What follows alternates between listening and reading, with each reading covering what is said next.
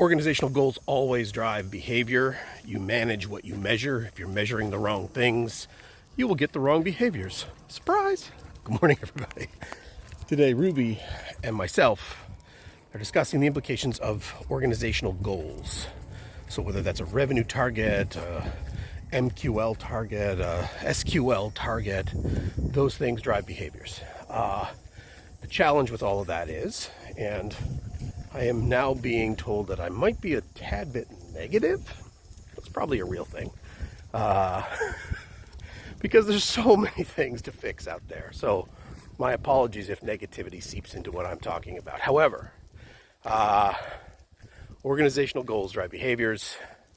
Those goals need to align to the customer. And if those goals do not align to the customer, then you have dissonance. You have dissonance in your market. You have dissonance in your team. You have dissonance in what you're trying to accomplish as an organization.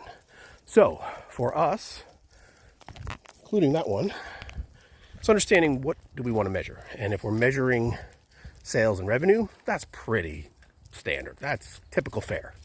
However, if we are measuring it for the wrong reasons, with the wrong outcomes, with the wrong goals, we will live and die by revenue.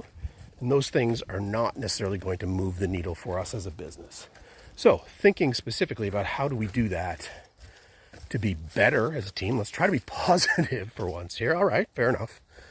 Let's understand the implications of what this means to our customer base. So if our goal is to grow sales by 20%, 10%, whatever the number is, what do we have to do to action that within the team? So if we're looking to drive proper, positive, customer-centric behaviors, what do we need to do? So from a sales leadership perspective, from a leadership perspective, it's what kind of goals and outcomes do we think will get us to advance that cause?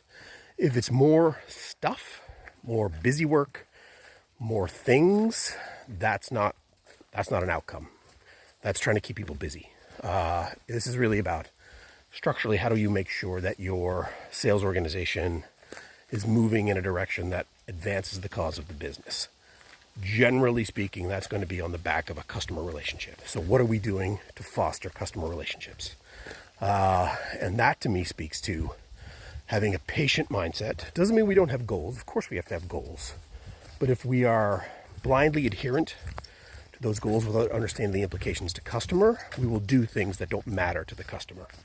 And that's where sales organizations, once they get customer-centric, tend to have a better outcome. And that's not an outcome in the next quarter.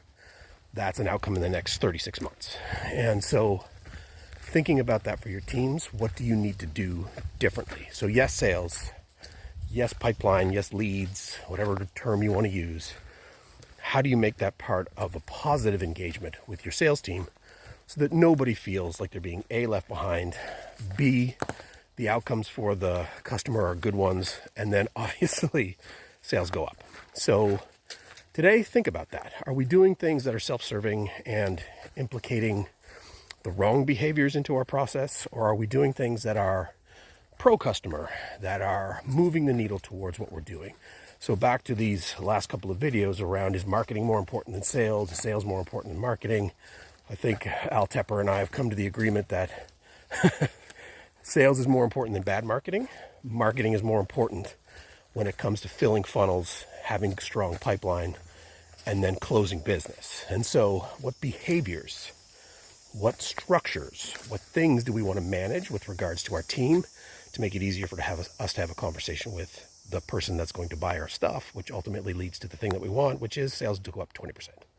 All right, enough for today.